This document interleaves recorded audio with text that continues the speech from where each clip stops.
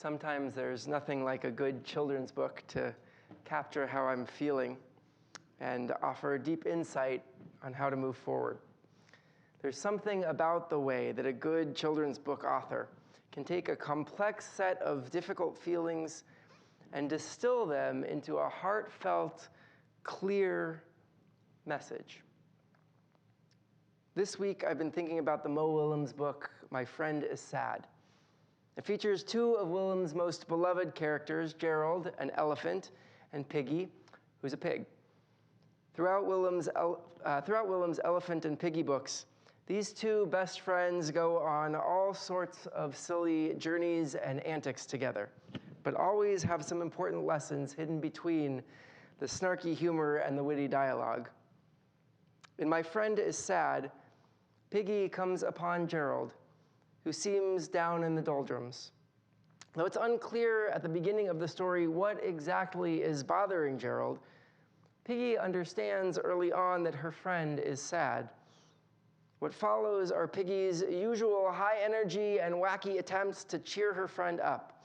She pretends to be a cowboy, a clown, a robot, but despite a momentary smile, Gerald is still sad. But after all the antics, when Piggy just sits next to Gerald, she says to him, "I am sorry. I wanted to make you happy, but you were still sad." In that moment, something shifts. Gerald replies, "I'm not sad now. I am happy." "You're happy?" replies Piggy. "I am happy because you are here," says Gerald, wrapping Piggy up in a big elephant hug. I've been thinking a lot about this book this week for a few reasons, particularly because my friend, our dear cantor Jamie, is sad. As many of you may know by now, her mom, Marcy Schbal, passed away early Wednesday morning. Marcy was a kind, warm soul and a wonderful regular presence at so many of our B'nai Mitzvah services on Saturday mornings over the years. She will certainly be missed, and her memory will continue to be a blessing to all who knew and loved her. And we certainly send our prayers for comfort to Jamie, Marcel, Ella, and Sam, and Lauren and George. But there's also a more general sense of sadness, or maybe it's despair, or what some mental health professionals call ambiguous loss or ambiguous grief, that seems to be in the air as news reports of the rapid increase in the Omicron variant spreads across the country and across the globe. With this new spike comes the now all too familiar sense of uncertainty and frustration as well. For some, it's a reminder of the trauma of those early days of this pandemic, or perhaps a recognition that we're still not past the trauma brought on by a global pandemic and the disruptions and losses left in its wake. But this is not March of 2020. Now we have vaccines and boosters. We understand the tools and the safety precautions much better than those scary early days. But still, enough already. One of the things that I love most about what Piggy and Gerald learn in My Friend is Sad is the very simple and elegant way that Mo Willems uses their experience to teach us empathy. The idea of being present for someone going through something difficult. It's not taking on their pain, and it's not about trying to make it go away. It's a very Jewish lesson of just being present, not worrying about finding the right thing to say or do, but just showing up. Whether physically or with a phone call, even to just say, "I'm here for you," or "I care and I can just listen," or even on Zoom. When those we care about are hurting, we show up. There's a teaching in the Shulchan Aruch, the Jewish legal codes, that when visiting a mourner, comforters, yes, this is what our tradition calls someone visiting a mourner, menachamim, literally ones who provide comfort. Comforters should not begin a conversation with the mourners until the mourners begin one first. It's about following the lead of the person or people who are hurting. Certainly, Judaism and the Jewish people are no strangers to sadness and despair, to pain and loss. But at its core, Judaism focuses not on despair, but on the importance of holding on to hope in the midst of the most impossibly difficult moments.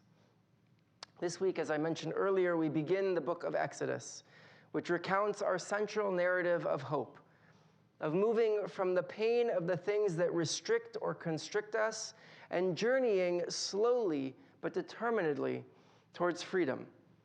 Our Torah portion this week, and indeed the Hebrew name for the book of Exodus, is Shemot, names.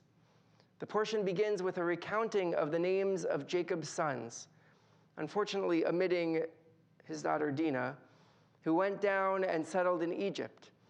And in the subsequent success and flourishing the children of Israel enjoyed in Egypt. But despite this success, over time, the text tells us a new king arose over Egypt who did not know Joseph, and the tides turn. Our portion this week starts off with an apparent loss of hope, moving from the high point of Joseph's fame and respect throughout the land of Egypt to the rise of a new Pharaoh who did not know Joseph, and instead sees the Israelites as a threat. In an attempt to minimize this perceived threat, he enslaves them, but still their numbers increase. In fear, he orders that newborn males be put to death. But thanks to the bravery of the midwives, many Israelite baby boys are spared.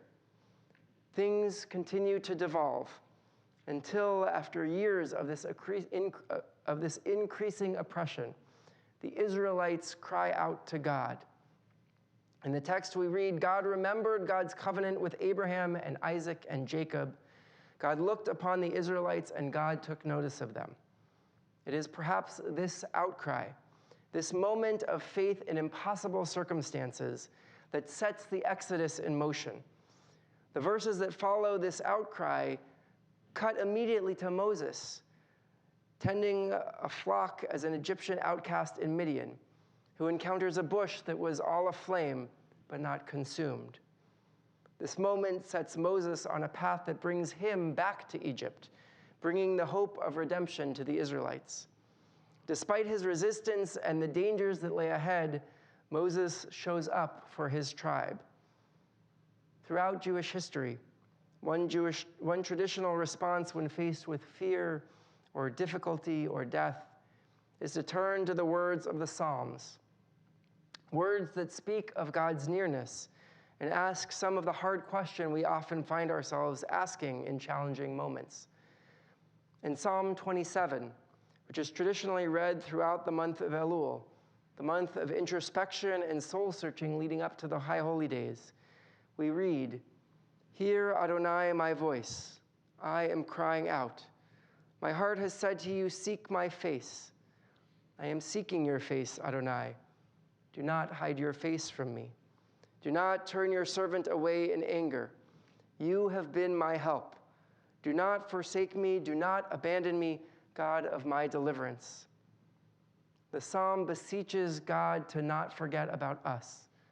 Even if you don't believe in God or if this image of God doesn't resonate with you, it's a call out into the universe, a prayer that we not be left all alone, that in our moments of despair, we need help.